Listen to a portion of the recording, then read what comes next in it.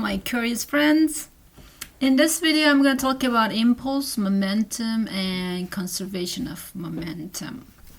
In this video we'll be mainly talking about ideas, some problems, and then I'll have another one where we mainly solve problems about conservation of momentum. Idea is to understand what is impulse, what is momentum, solve simple problems involving them, and then understand conservation of momentum and solve problems involving them. Ideas are related to hitting something and giving them an impulse, like you see in this figure here, picture. The golf, when you play golf, you hit the ball, you give it an impulse. That impulse changes its momentum, so we'll talk about that. Similar idea here, if you hit a soccer ball with your head or feet, give it an impulse, you apply a force for a certain amount of time, and that causes a momentum change. That's the first part of the ideas here. Second part is in a system, when there's no outside force applies, momentum is conserved. And that causes different types of motions. For example, in this picture here, we have an octopus pushing jet of water in one direction, and he's moving in the opposite direction because of conservation of momentum. Initially he had zero momentum. Finally he should also have zero momentum, so if he pushes the water out, he should move in the opposite direction, and they should cancel each other. That's how actual rockets also works. So the first idea here is an impulse. When you again hit a soccer ball, there's actually a certain amount of time you apply your force. So you apply a force, the object deforms a little bit. From here to here you have a certain time, short amount, but there's a certain time we apply that force. And that's these two things decides what is the effect or impulse we have on that object. And the impulse is calculated using applied force, average force applied times the time it takes for it to apply. So this guy is here called impulse. How much impact you're given to an object with your force. This is force, this is time. So force has unit Newton, time has unit second, SI units. So the unit for impulse is Newton times second. A better way of expressing this is kilogram meters per second. But you can also leave it as newtons times second. If we have a force versus time graph, we can use the area under that time to find impulse. That's another idea here. So a simple question could be, I have a force I apply to an object. The figure shows smoothed force versus time graph. On average, that's how we apply the force. And the time we applied is about 8 milliseconds. That's a logical time. I'm going to convert this to second, millisecond to second. Milli to a regular value, like millimeters to meters, the same. So 8 milliseconds will be 8 times 10 to minus 3 seconds. Or divide 8 by 1,000. So 0.008 second.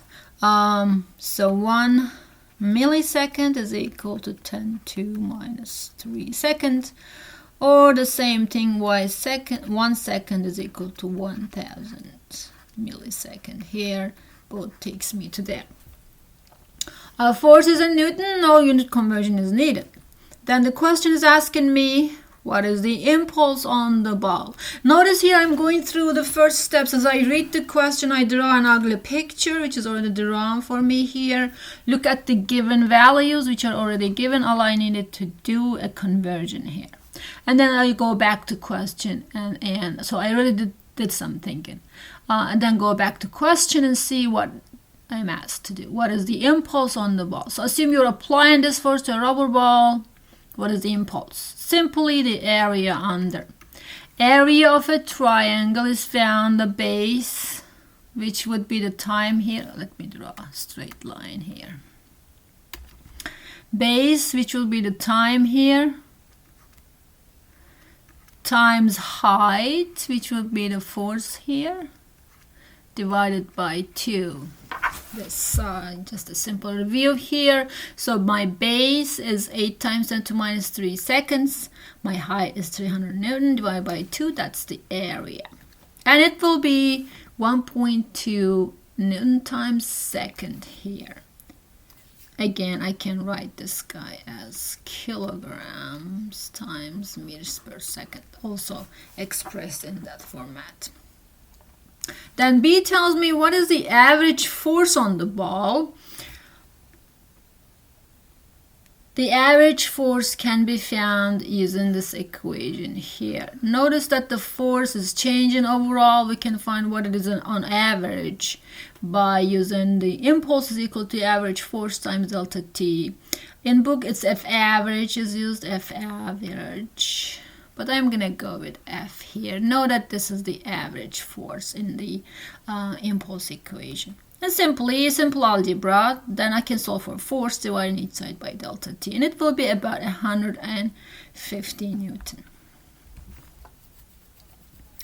Impulse and momentum are related. If we can all logically know that if we apply an impulse to an object, for example, I'm hitting a hockey puck, I will change its speed, right? And that the amount of time I apply this force will make a difference on that. So when I apply a force for a certain amount of time, which will cause an impulse, and I can find it using F delta T, it will change the speed of the object. And here we will look at m delta v, mass times the change in speed. It will be equal to mass times the change in speed. Why is mass important here? Is that if I apply my force to different masses, the change of speed will differ, right? If I'm applying a force to a hockey puck, for some certain amount of time, I'm going to change the speed. If I apply the same force to the same amount of time to a bowling ball, for example, the change in speed will not be the same. So mass also matters here. And this mass times velocity is actually called momentum. So again, if I apply a force, I'm going to change velocity, but the change in velocity will matter with respect to mass. How large is the mass I'm applying a force? So we need to define a new quantity here, which will be momentum. Assume you drop in a same size of ball on your computer, and one is a rubber ball, or one is a sponge ball, the other one is a metal ball, right? You're dropping from the same height, they will drop with the same speed, but the metal ball, so you have a rubber ball and you're dropping a metal ball, same size, from the same height, they will fall on your computer with the same speed, let's say. But you guys know that the metal ball will make more damage, significantly more damage, because we have larger mass. Thus, same speed, larger momentum. So momentum is important. How mass changes things are important. So we have the definition of momentum here. Momentum is a vector. Which direction object is moving before it hits something or so on is also important. This is a very important fact here. So we have these arrows there showing that. And it's going to be in the same direction of velocity. And change in momentum, we can always find m times change in velocity. Momentum being vector, it could be along x, along y, or it could be along any random direction. If that's the case, we can find its components regularly, how we were finding the vector components. For example, if this angle is theta, remember we always look at the angle with respect to horizontal axis, which would be x, as we call it, x. And the x component will be momentum times cosine theta, y component will be momentum times sine theta. We can also if we know the velocity, we can take the velocity components to find the components of momentum, which will give us the same result. So x momentum m times vx, or find the momentum times cosine theta, same thing, and y momentum is m times vy, and so on. So the summary here is, when we apply a force, we apply an impulse, and that impulse causes a change in momentum. And we can always find a change in momentum, the final momentum minus the initial momentum, or delta p is another way of showing it. Remember, delta is always changes in our context. And we have to be careful about the fact that momentum is a vector. For example, here a putter delivers an impulse to a golf ball, applies an impulse to it. Initially zero momentum gives it a momentum, and applied impulse as a vector equals to change in momentum. Here, change in momentum is the same as the final momentum because initial momentum was zero. Here, you are a soccer player, you hit a ball comes towards you with MP initial, you hit it, apply a impulse, change its final momentum.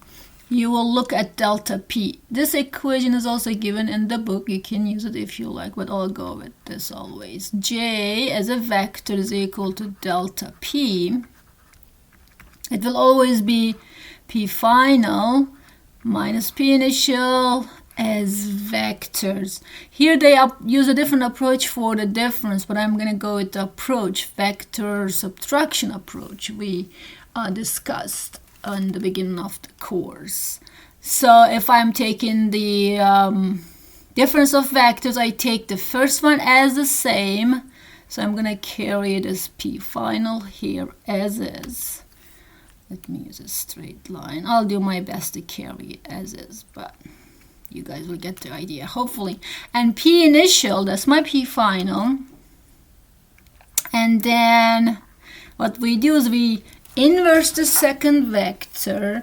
So I'm going to inverse that p initial. It will be the same size but opposite direction and same orientation. So that guy would be my minus p final, right? Minus p initial.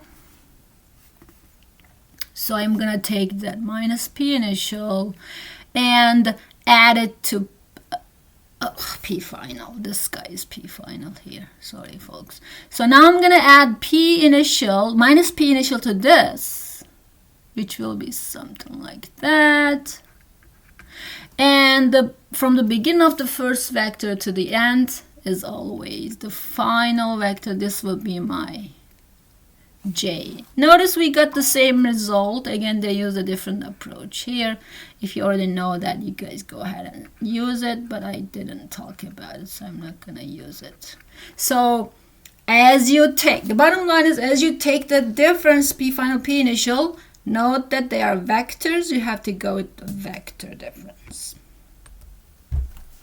Here is a quick question, a 2 kilogram object. So we have an object with 2 kilogram. Let's say it's a ball.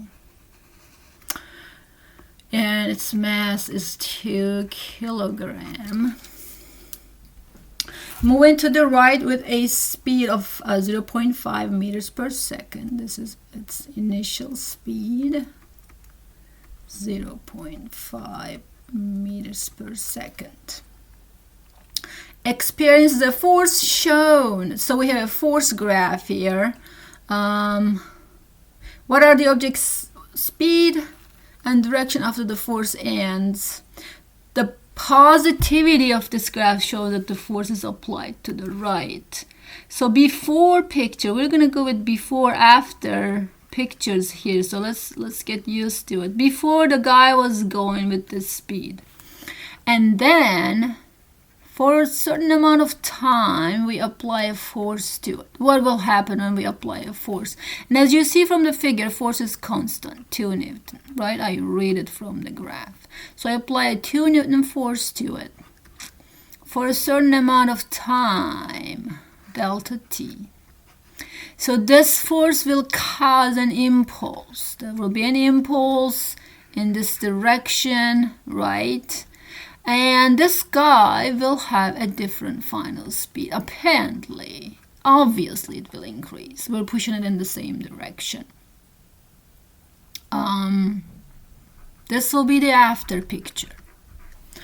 Again, how do I know I'm pushing it the same direction? Positive direction. Generally, we take as positive x to the right, and the object is moving to the right as well. Now I know this equation. J is equal to delta P. There's an easy approach here, and I'm going to show it to you folks. Delta P can be expressed as m delta V, and that will be mass times the V final minus V initial. And knowing V initial, we can find V final. We can directly go with this algebraic equation. And the result will give us if V final is positive is to the right, negative is to the left. That will tell us what the direction is in this simple case here. Now, how do I find that J is, as we discussed before, is the area under. So this area is equal to J, which is equal to delta P, or m delta V, m times V final minus V initial. Knowing V initial and m, I can solve for V final. What is that area? It's a simple rectangle, so the area is equal to this value here, 2, and putting units as well here. We are doing physics here, right? We have units times 1 over 2. So 2 Newton times 1 over 2 seconds. 1 Newton times seconds. 1 kilogram meters per second. Here's why I was insistent on Newton times second is the same as kilogram meters per second, because we're going to solve for speed here, and it's nicely will give us the units. So I have here 1 kilogram meters per second. I'm going to carry this here, actually, this whole thing, and this will be equal to that, guys. So let me carry all that here. We run out of space there. Then I have this 1 kilogram meters per second is equal to m times V final minus V initial. I know V initial, I know m, I'm going to solve for V final. So first of all, I'm going to divide each side by the mass, right? This guy will cancel, and I'm going to input here 2 kilogram. 1 kilogram meters per second divided by 2 kilograms is equal to V final, I don't know, minus V initial, 0.5 meters per second. Notice here how kilogram cancels nicely, and I have meters per second, and the unit of velocity is meters per second, so everything works out nicely if I use this unit. If I stick with newtons times seconds, it could have confused me. Yeah, that's all. So what do we have here? 1 over 2 is 0.5 meters per second equals V final minus 0.5. That's minus unit times. Oh, let me do that better. V final minus 0.5 slowly meters per second. And taking this guy to the other side, minus goes as plus. Bottom line is my V final will be 1 meters per second is positive, is to the right. I already logically decided it should be to the right, and that's the answer there. Bottom line, summary of this part is impulse is equal to change in momentum. Impulse can be also found using area under the force versus time graph. Alright, here is all the solution given. I already solved it in the previous page, and answer is given. Another quick question: if force pushes on a cart, it will apply an impulse and make a change in momentum, right? So let's say it's applied delta t, it says 1 second. Let's put that in here. So if force pushes a cart in 1 second starting from rest, we initially 0. To achieve this, starting from rest. So what will it do? Let's call this before. And a bit later, this force will cause a momentum, change in momentum, right? Initial speed was 0, it will have a final speed. Because we have J, which is F delta T, and that's equal to delta P, or M delta V. These are all the same things equal to each other. If you have an equality like this holds, that holds, and that holds all together separately. You can use them. So what's going to happen shortly? Before, after? Simply, I'm going to say F delta T is equal to M delta V. That's the most useful one here if I'm looking for velocities. So what will happen? Depending on how large if my impulse is, right? That's impulse. I'm going to have a larger final speed. Speed change. I have a larger speed change and larger final speed. And delta V is V final minus V initial, right? And V initial is 0 here. Now, to achieve the same speed with a force half as big, so if I apply half as big force, right, F over 2, I should apply twice larger time to achieve the same impulse,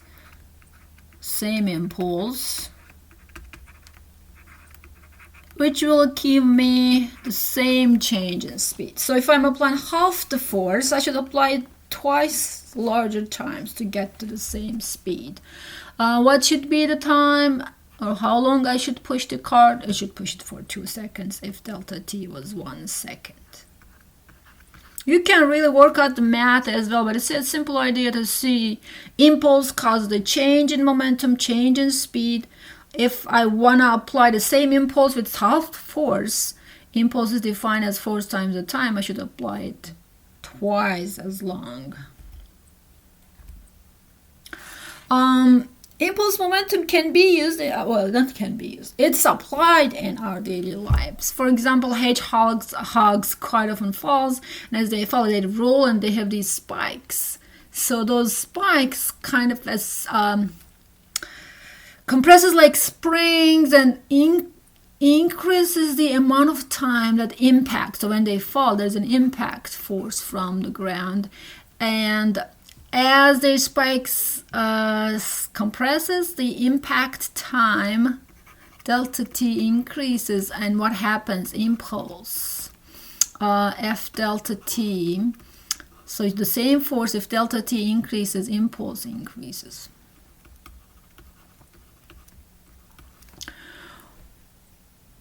All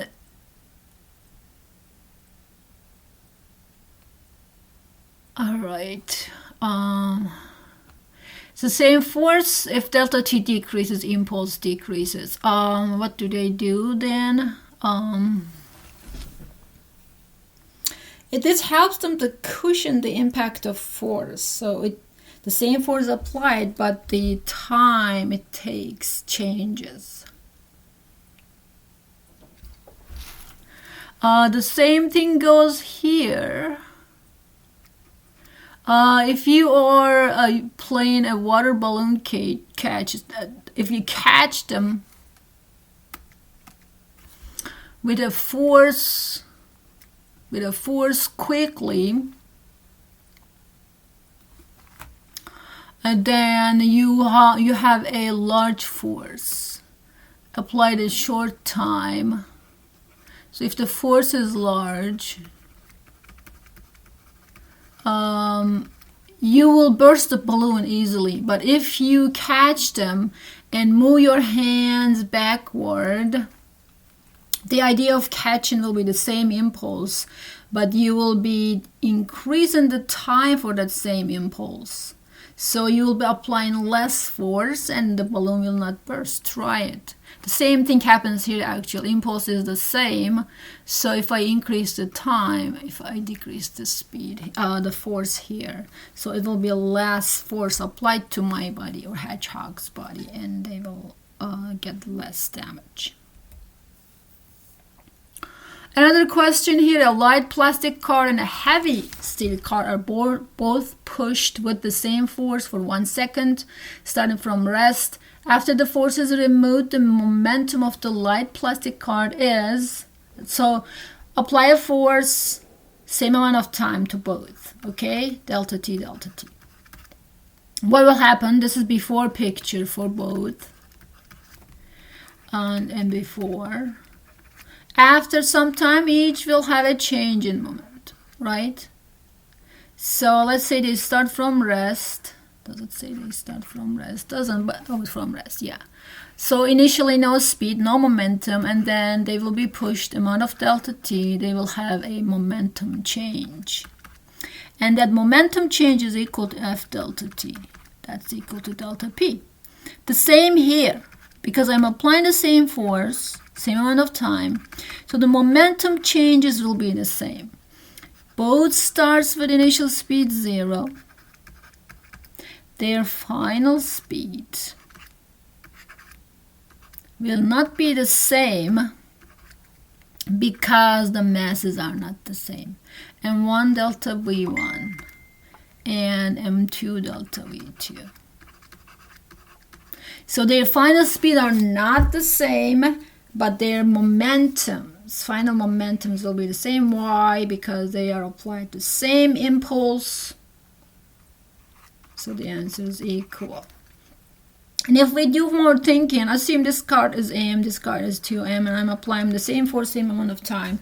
So the heavier card will have a less final speed, but not momentum. Momentums will be the same. Again, why? Because they are applied the same impulse. Impulse is equal to change in momentum. Both started initially with 0 momentum, will have same change in momentum. All right, the answer is equal. Same impulse, same change in momentum. Altogether, summary is, if we apply a force to an object, we apply an impulse, and that impulse is equal to average force we apply times the time it takes that we apply it. If we have a force versus time graph, area under is equal to impulse. Second idea here is impulse causes a change in momentum, so impulse is equal to delta p, change in momentum, or final momentum minus initial momentum. Keeping in mind, momentum is a vector. If you guys feel like it, you can also use this approach. Initial momentum plus the impulse is equal to final momentum, which comes from here, the same idea. There's just some algebra done. But again, they are all vectors. You have to know the direction to be able to solve this correctly. And here's the summary. I can also write the change in momentum as mass times change in velocity. Depends on the question. Whichever one looks easier to me, I will use it. Momentum is a vector. It has a direction, and generally to find a momentum, we say mass times the speed or velocity. Again, velocity is the speed with direction.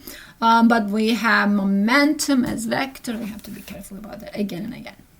If I have a system of objects and I'm calculating their total momentum, of course, I am going to add them as vectors. Add as vectors. This example here, for example, is showing 3 momentum vectors.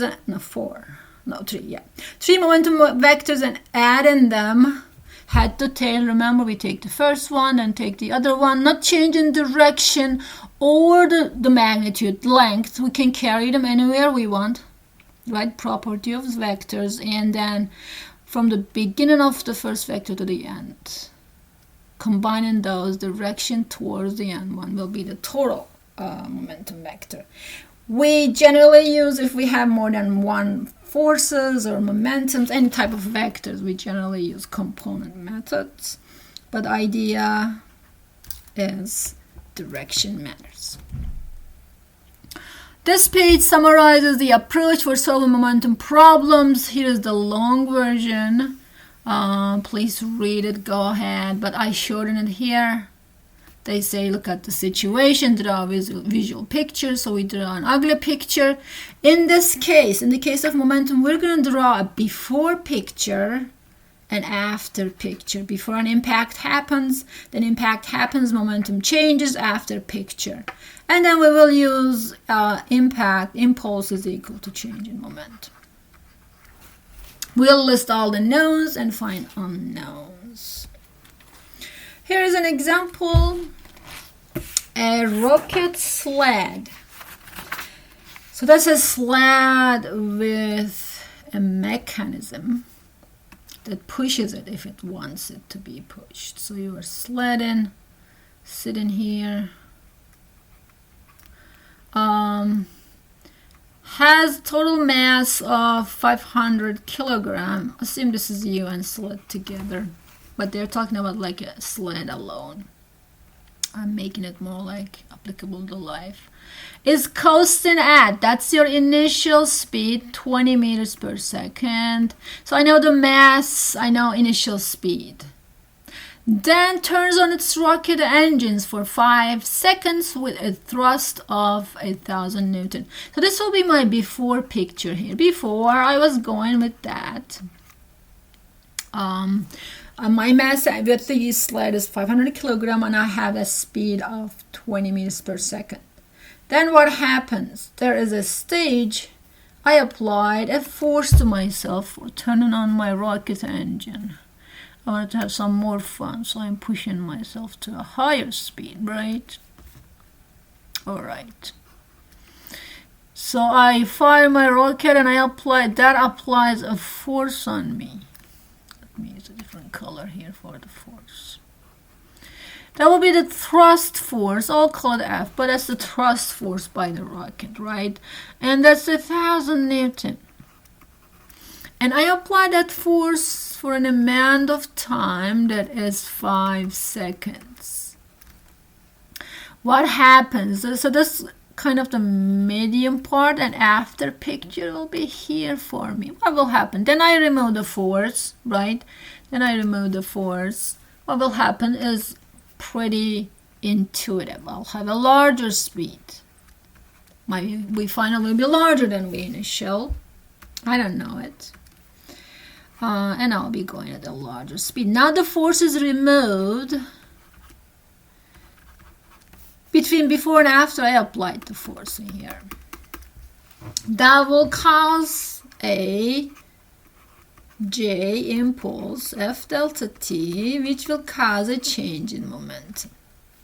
And change in momentum is equal to M delta V. I put down all my nouns.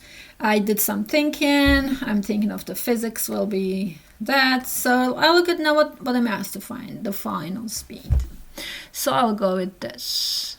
J is equal to M delta V.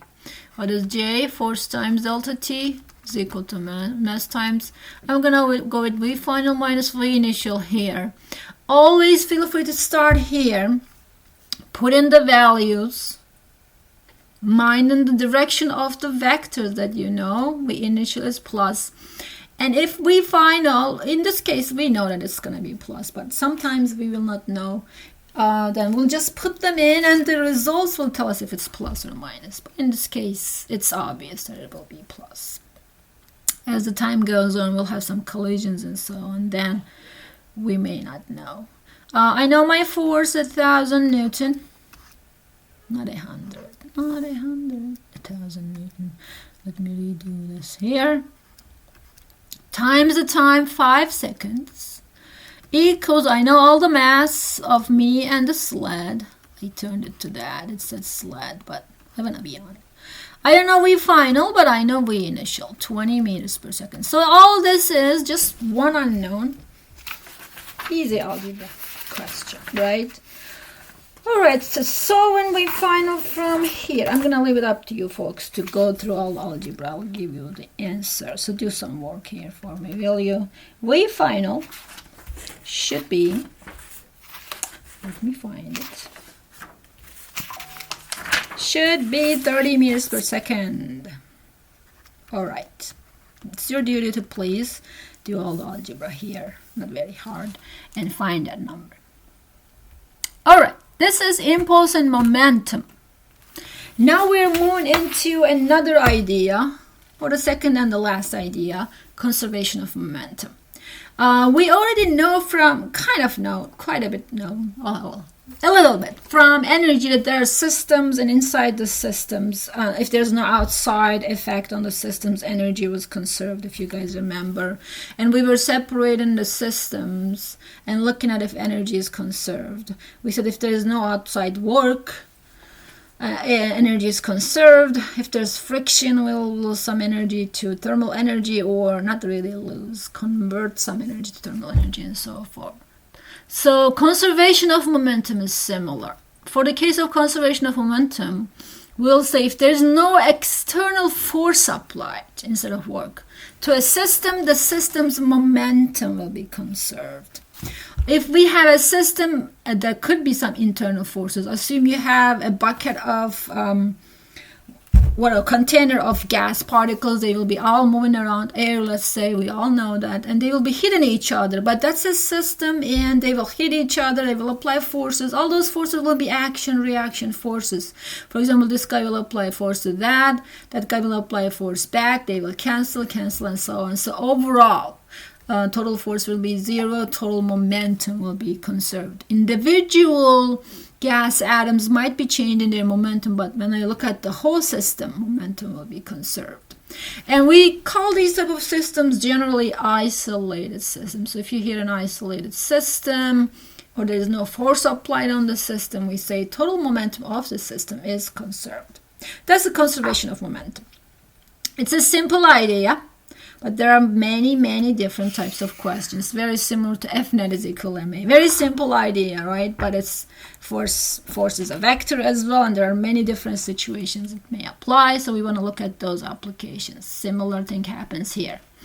Momentum is conserved means total final momentum is equal to total initial momentum. Simple as that, but it's a vector. There could be more than one particles in the system, so we have to be careful as we add all the initials equal to all finals. So what we're going to do, again, similar to the impulse case where we're going to look at a before picture, add all the initial momentums. We're going to look at the after pictures, add all the initial final momentums, and they should be equal to each other.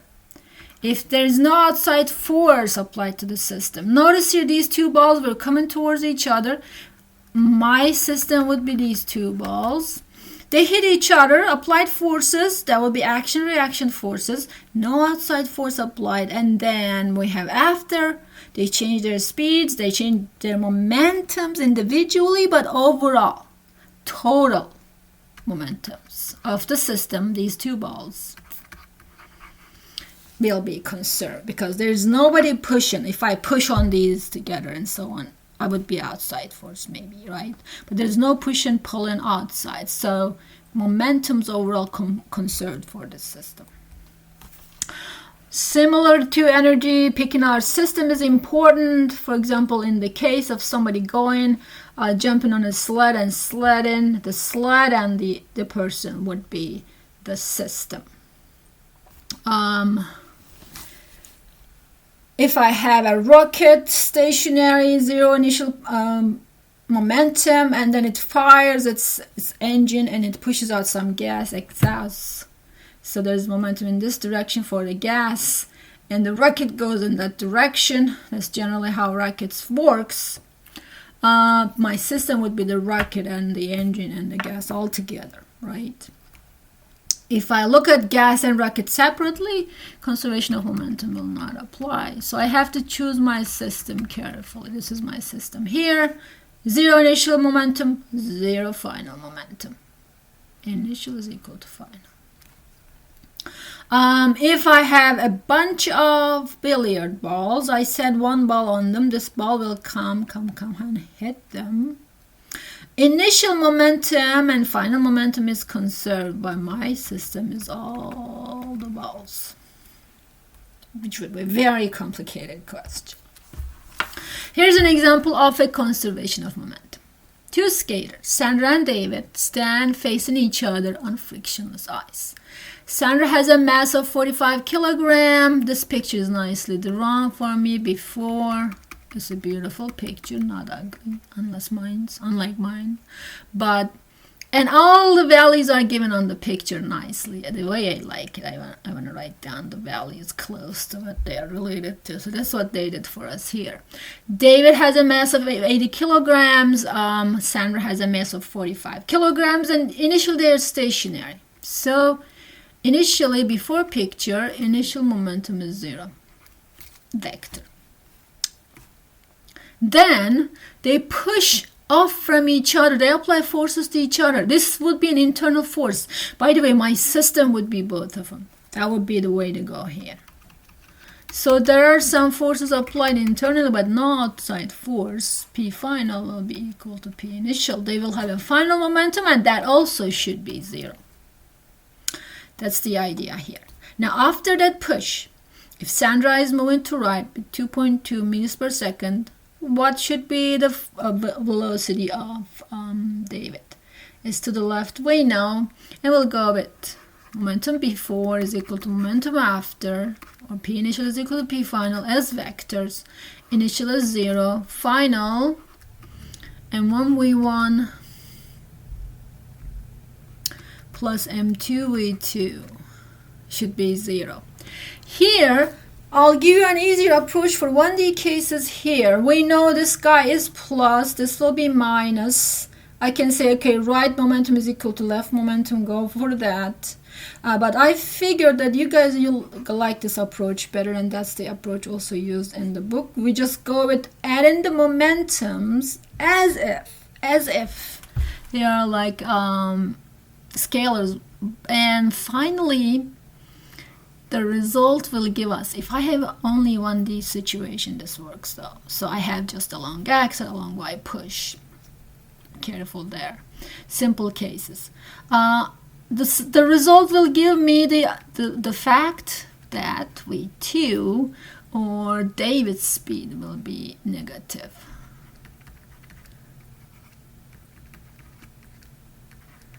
So I'll go with this approach. I know you guys like it better. By the way, I am changing Sandra XF to V1 and David XF to V2 for simplicity here. Okay, initially 0. I just put that 0 there. I don't have to write down a lot of equations here. And finally, one have V1, the other one has V2. We'll go into those complexities later on. So here, I know M1 is the Sandra's mass, 45 kilogram. V1 is 2.2 meters per second, and it's positive. I'm putting it as positive. I don't know V2. If this was negative, I should have put it as negative. Okay? And the V2, I don't know. Again, the result will give me if it's positive or negative. It will be 80 kilograms times V2. And notice if I go with algebra, I'll take this number away from both sides, and I'll have here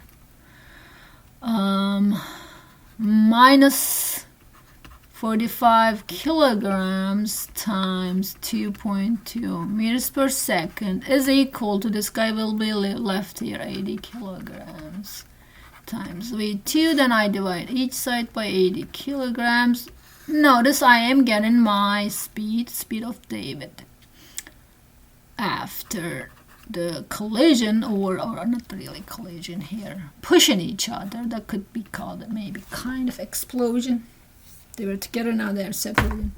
Anyways, we'll get a V2 value to be negative coming from algebra here, and its value will be minus 1.24 meters per second.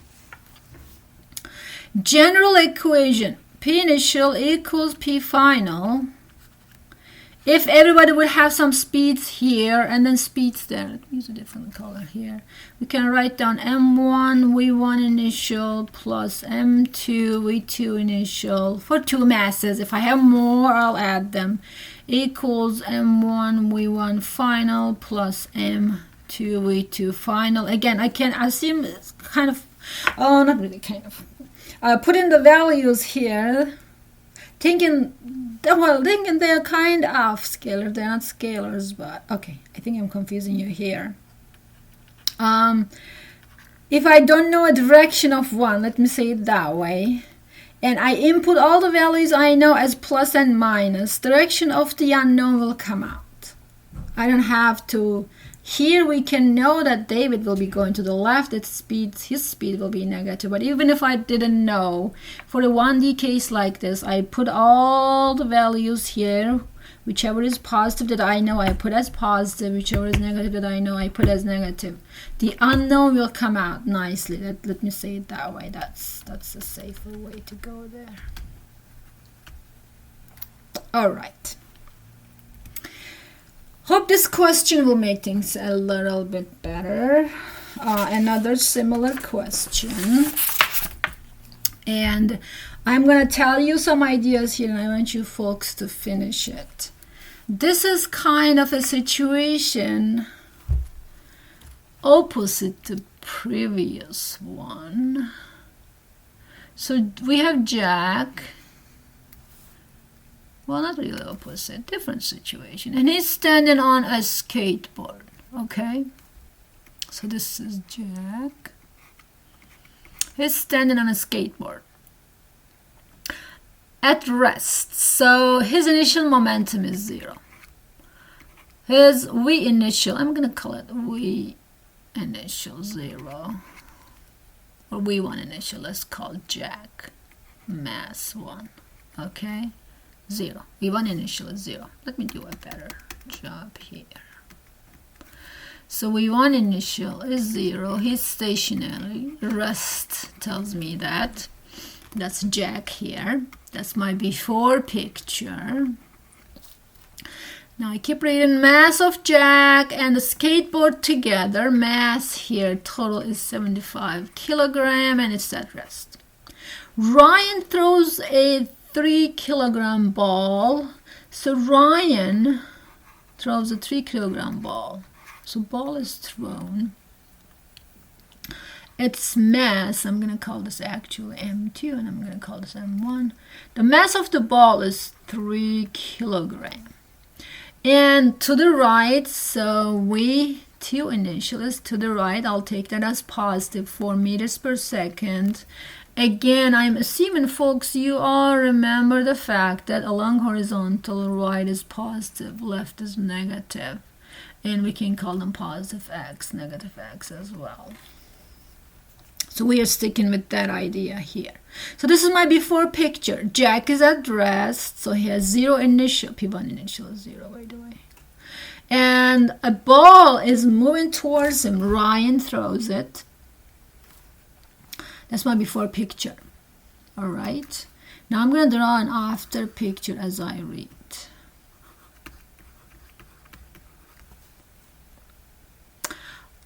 Ryan throws a 3 kilogram ball horizontally to the right, 4 meters per second to Jack. And Jack catches it. Imagine what will be happening here. Imagine this was you. You're Jack, and you are standing on a skateboard. It's always great to imagine stuff as if you are living them to understand. And somebody throw a ball at you, right? That ball will push you back. And you and the ball would have, this is a really big ball, by the way, you and the ball would have a final common speed. I'm just going to call it V final, not necessarily V1 final, V2 final. It's a common speed, right? And you would move in this direction. In this case, again, I could guess the direction of final is positive. But if I couldn't and put it there as positive, the result will give me its direction as positive or negative. Again, this works in the cases of simple 1D momentum problems. But your mass was M1, right? We call this M1, and the skateboard and the ball's mass was M2 would move together with a speed to the right, because this ball would give you a momentum to the right. It would push you in that direction. We can all imagine that. And we did that imagination. And the question is telling, what is the final speed of Jack and the skateboard after Jack catches the ball? Ball will be here. The whole system will be moving together now. And we'll go with initial momentum is equal to final momentum. Now, initial momentum of Jack was 0. Don't get confused there. I'm removing this. It was a detail. But initial momentum of the system. Remember, choosing the system is important. which should be the ball, the skateboard, and Jack. Everybody that are interacting. Now Ryan is here. He's also here. He's also there, but I can exclude him from the system because he was stationary and he's still stationary. He's not doing much. Even if I included it, wouldn't make any difference because his initial and final speed is all 0. So it makes sense to just include the ball, Jack, and the skateboard, and which is what we will do. This is my system here. So initial momentum of my system is equal to final momentum of my system. And I pick my system. Then I will write down everything. M1, V1 initial plus M2, V2 initial equals. Now finally they have the same speed. I can go this way. M1 V final plus M2 V final. Because they have the same final speed. Generally what we do is this ends up giving me that. M1 plus M2 V final. The same thing. Just algebra takes care of it. So if there are two objects moving separate, not together, we will go M1 V1 initial plus M2 V2 initial is equal M1 plus M2 V final. And then input the velocities and masses, mind in the plus minus. As much as we know, whatever unknown will come out as plus is to the right, as minus is to the left. Again, kind of easier this way, kind of making it a little bit kind of scalar when we input the values. Now let's do that. V1 initial is to the right, positive, I know that. This is 0, sorry, V2 initial. V1 initial was 0, and then V1 final, I find it as positive. In this case, again, it's obvious it will be positive, but even if I might have not known, it would come out correctly with this approach here. So I don't have to worry about this, not that. V1 initial was 0, so this guy will go to 0. M2 is the mass of the ball, I'll put it in, 3 kilogram. Times V2, 4 meters per second. Okay, I did too much here. I was going to give you some works. Oh, I forgot. All right. And then I have M1 plus M2, 3 kilogram plus 75 kilograms, all moving together. And so for V final, we should be 0.15 meters per second. Kind of didn't give you much work, but just so for V final from here. Do some more examples later on in class, so you'll get the practice. That's the whole idea here, my dear friends. Initial momentum of the system is equal to final momentum of the system. Simple idea, but momentum, I forgot here to show, is a vector. I have to mind direction. Even if here, kind of scalar looking situation, they are, velocities are all vectors, so I have to put them as plus and minus. And finally, unknown will come out as plus or minus, showing the direction to the right or left if I have a simple situation like this. There could be two objects colliding.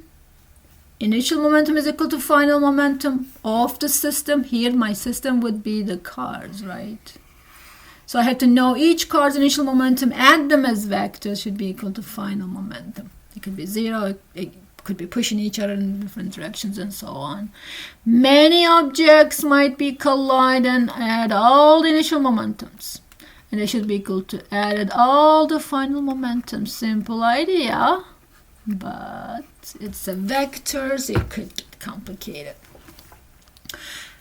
Here's another collision. A meteor is colliding a planet, same idea. There are also explosions. For example, have you ever thought why fireworks are generally symmetric? Because of conservation of momentum. Initial momentum is 0, final momentum should be 0, so they should be divided into pieces and each should move in a symmetrical way to maintain final momentum to be 0. another explosion here, explode an object into two. I can solve for the speeds of objects knowing that the initial momentum was 0. Final also should be 0, because initial momentum is equal to final momentum. Rockets we already considered. Initially was at rest itself, its engine and the gas that it ejects. Then it ejects the gas in this direction. It's pushed in the upward direction because initial momentum was 0. And the final also should be 0. To be able to gain a very good speed, it has to really push out a lot of mass, and it does. Generally, the mass it ejects, the rockets ejects generally are larger than the rocket's mass, so they can gain enough speed to go up. These are details, and we'll be mainly learning and solving problems. Again, I'll have another video mainly involving problems in different types, collisions or explosions. But there are types of collisions. 2 inelastic type, where energy is not conserved. Momentum is conserved, but energy is not. 1 inelastic, and we already practiced these. 1 inelastic collision type is 2 objects comes towards each other, and they stick and start moving together. Solution. The idea is always same. Initial momentum is equal to final momentum, and they are vectors. Again, momentum is conserved and energy is not. So some energy converts to thermal and so on. Inelastic, regular inelastic, is two object comes, collides, they go in the separate direction. They don't stick with each other. They go in a separate, not necessarily direction, but separate speeds and momentums. Still, momentum is conserved, but energy is not. By energy, we mean here kinetic energy. Only in elastic collision is the energy conserved plus momentum.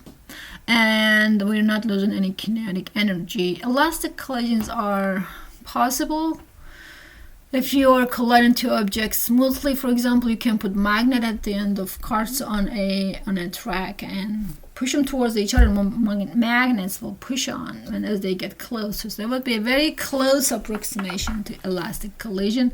No energy, kinetic energy lost there, or converts to thermal, to be more correct here. But idea is in elastic collision, kinetic energy is also conserved, and initial momentum is always equal to final momentum. So unless there's an outside force on these systems, which are not in this case, always momentum is conserved, but energy is not always conserved. And we have overall 3 different types of collisions. There are some special collisions, and I'm gonna ask you folks to try this in class, hopefully, if we have time. It's very interesting if we have same mass objects and they're colliding elastically, so no energy loss. If we can maintain, which could be possible, and we'll see it could be possible, the elastic collision where energy will not be lost. If I send an object to another equal mass object and it hits it, they exchange velocities. So if this guy is coming with V, this guy is stationary initially, and the V hits the stationary guy, the incoming green ball he stops, and the yellow ball starts moving with the same speed. Well, let's say it picks up the speed from that guy. If they come towards each other, they exchange speeds. So the one was going to right will go to the left, and one was going to left will go to the right with the same speeds. Another interesting one, if I send one with the 2v, 2 times the speed, the other one is going in front of it with the speed v.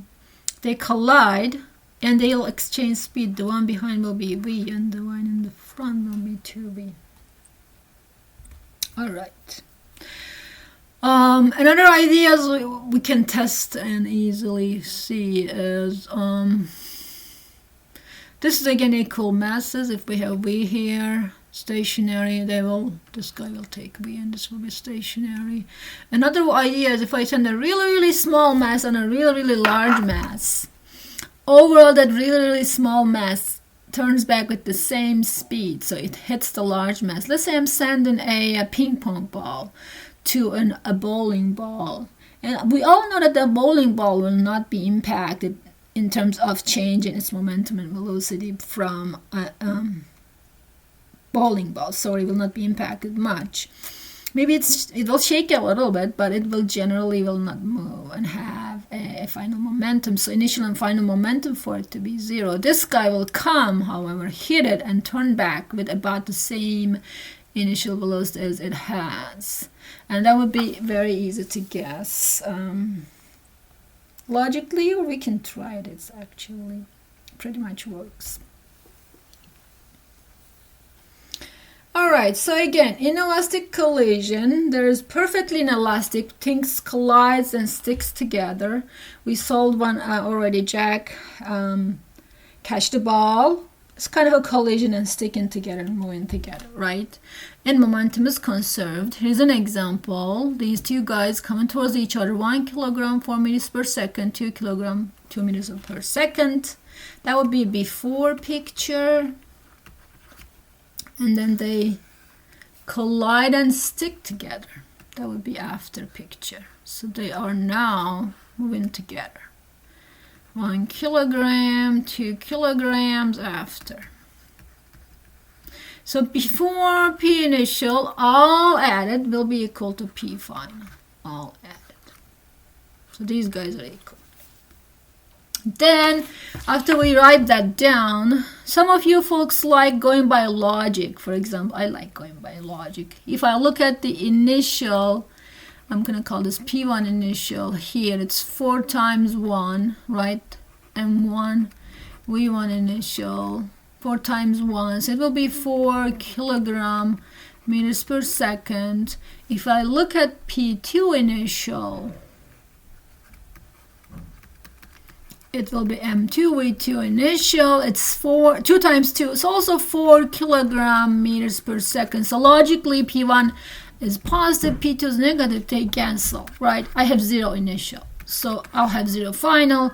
If the momentum is 0, they stick together. Final speed is 0. And that's a simple thing to see, I hope. But if you can't see it, I've seen many of you thinking, okay, I'm just gonna write down this. P1 initial should be equal to P2 final. M1, V1 initial plus M2 goes slowly. V2 initial should be equal to, in this case, M1 plus M2. They stick together, V final. And then put in everything to see. It will be 0. Go ahead and do this. Even if it may not be 0, it will work by logic. So I kind of like looking, okay, initial is 4 kilograms per meters per second, let's say to the right. Final also should be that and go with that logic. Then it's okay, P final should be 4 kilogram meters per second. To the left, what should be the speed, and so on. Or again, start from here, go slowly. This will always work. Put in the values of speeds plus, minus, plus and minus. So V1 initial here should be plus, right? V2 initial should be minus. You'll get the correct answer. If we final 0, it will be 0. If it's to the right, it will be positive. If it's to the left, it will be negative. So some simplifications applies in 1D cases. And that would also work along Y. We have along horizontal, along X motion here. Again, right is positive, left is negative. Let me do a better job here. But along Y would be the similar idea. The best example of explosion would be the rocket. But we already discussed quickly explosions, rockets, initial is 0, final, the rocket's momentum plus the gas momentum should be 0, minus the directions, right? That would be a very nice Y case. It's along Y, we take up positive, down negative regularly. So the rocket's momentum will be plus, gas momentum will be minus. Now here again you can write down P initial is equal to P final, and initial is 0, M1 V1 final plus M2 V2 final. I've seen many of you liking this approach. Then you put the velocities known. Plus should be plus, minus should be minus, and so on. It will work out, give you correct answer. Or go with logic. Initial momentum is 0, right? Final should also be 0. What would that tell me? Upward momentum should be equal to downward momentum. You can go with that. I've seen many of you don't like it, but it works pretty well. Similar to like forces up are equal to forces down. Forces right is equal to forces left. So if you like math more, always start with this, go with this, it works. If you like logic more, say, okay, the final momentum should be 0. What does that mean? Up momentum should cancel down, right? And that will give you a nice quick solution. You already know the directions. This one, this guy here, this short approach could be applied if I know the directions of everything. If I don't, I should go with the first approach here. This one, I want you folks to go over and understand similar ideas. We have an object here, stationary, initial momentum 0, right? And then it explodes into two pieces. One goes to the right with velocity let's call it V. I don't really like their naming, but P4, P6, I don't know what would I call it, P4, P6, but I'm going to call them P1, P2. P1 final, maybe P2 final, right? And call this M1. V1 final, V2 final, M2. Anyways, initial momentum was 0. We can say right momentum should be equal to left momentum to solve. Or you can just go with that, right? The same idea as here. You'll say M1 V1 final plus M2 V2 final. One you know, the other you don't. You know this guy, it's positive. Input it, you're gonna find that guy, and you'll find it as negative when you work it out. We can kind of see it, well, not kind of, we can definitely see it should be negative here, but even if we had no idea, the solution would give it to us. I'm gonna remove that, and the answer will be okay. So in my approach, this would be V1 final. All right. Fireworks, as I have mentioned, works the same. You send them up, and they generally explode at the maximum height, H maximum, and that's a free fall motion. So initial speed is 0. If I think in terms of before the explosion, initial speed is 0, initial momentum is 0. Then they explode. So they have to be divided into, if the pieces, all pieces have the same mass, they should go in a manner that final momentum will be 0. That's what gives this type of symmetry to the fireworks. If the after the explosion masses are different, like in this case here, then they will go in different velocities. All right, here is a 2D example. Two car comes, collides, and then stick together, move together. And as we solve these, we're gonna look at their initial momentums. Let's call this P1 initial, P2 initial, and we'll find the P initial total, add those as vectors. And we can guess that they would move in a fashion like that, because this car will push a little bit along Y, this car will put up, let's say, this car will push to the right, and they will move in this fashion. That will be P final, and I can find that using P initial is equal to P final. I have to go, if I have them coming in 90 degrees like this, I can use Pythagorean to find initial. That would be my P initial. I can find its magnitude. I can find the angle it makes the x with the x-axis, right? And then I say, okay, P final should be exactly that. And should be equal to P initial in magnitude and direction, right? Vector. Masses combined here, M1 plus M2. So I can solve for that. If there's a more complicated situation, they are not in 90-degree angles, we go with components. Then we say, okay, total x momentum should be conserved.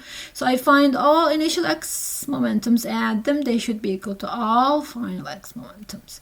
And do the same for y. And then I'm going to have this. I'm going to have, let's say it's upward. I'm just making this up. I'm going to have a P final y in one direction. Let's say P final x is to the right. I'm going to find these. Plus minus will tell me that, right? Then remember what we were doing, finding the components of a vector. Then we say this diagonal is the addition. That would be my P final, right? It's a vector. I can find the angle it makes with x-axis too. How do I do it? Remember, it's always x component squared plus y component squared. Pythagorean, right? And the angle is always tangent to -1.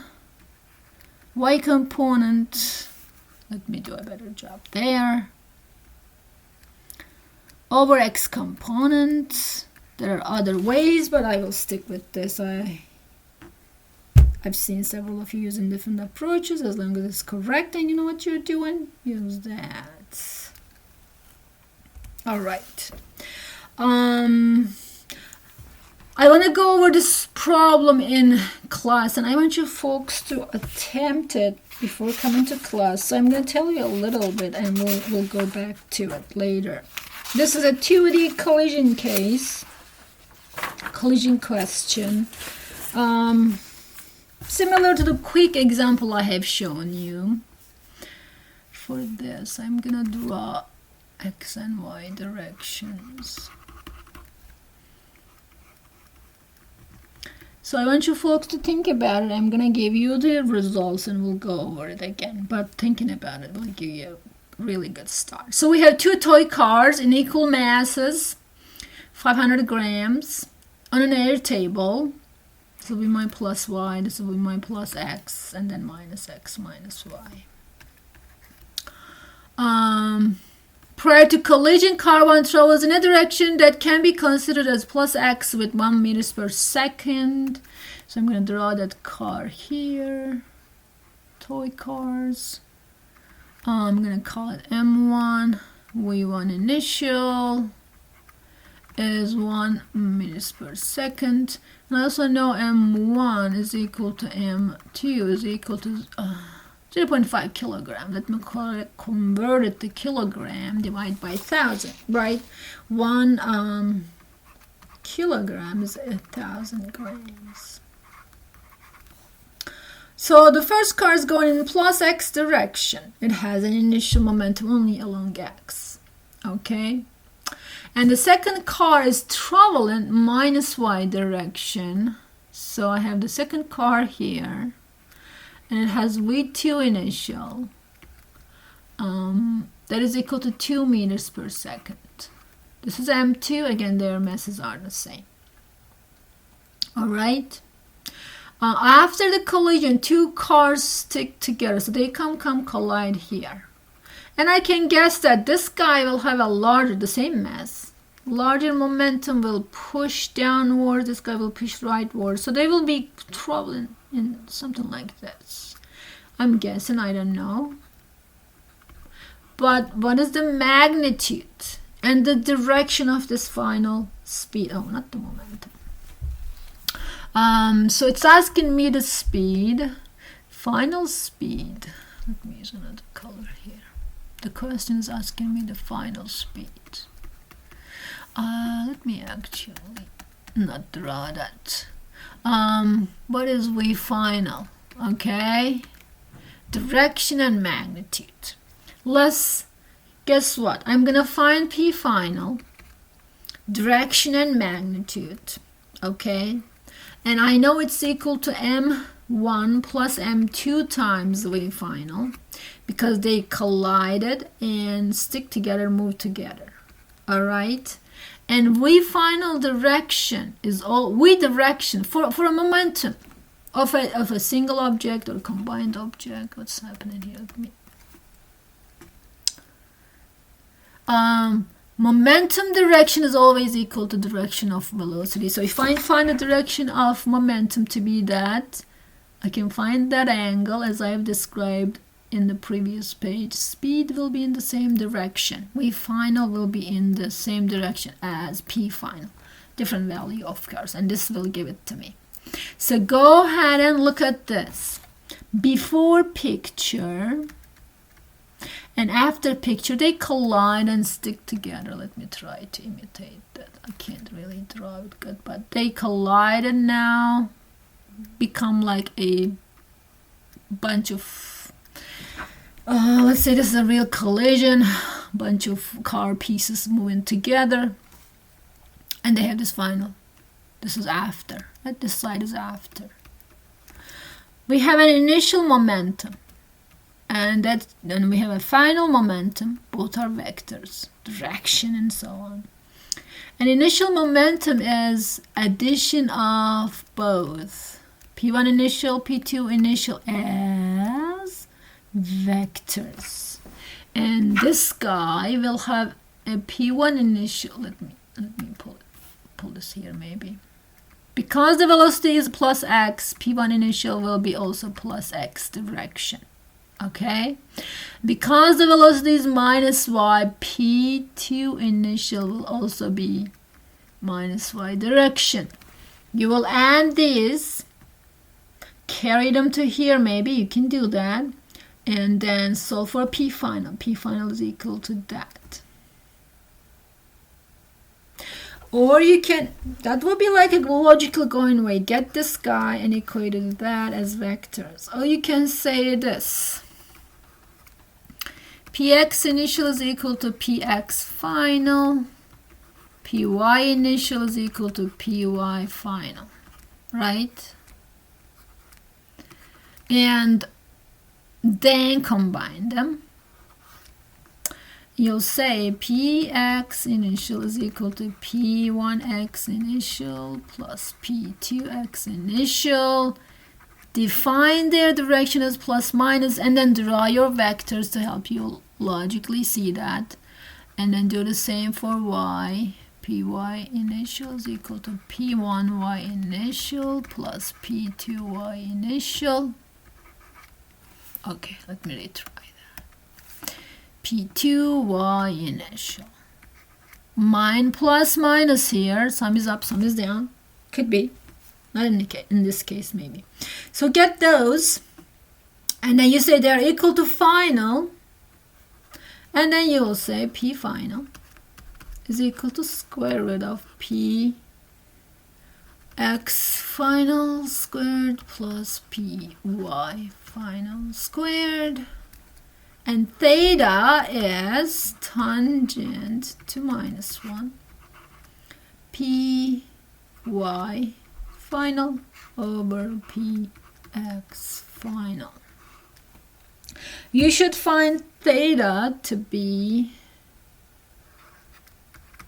63.4, around there, 0.43 degrees, and P final should be 1.12 kilogram meters per second. Needless to say, which I forgot to mention before, the unit for momentum is not a specific name, it's just whatever it comes out of it, kilogram meters per second.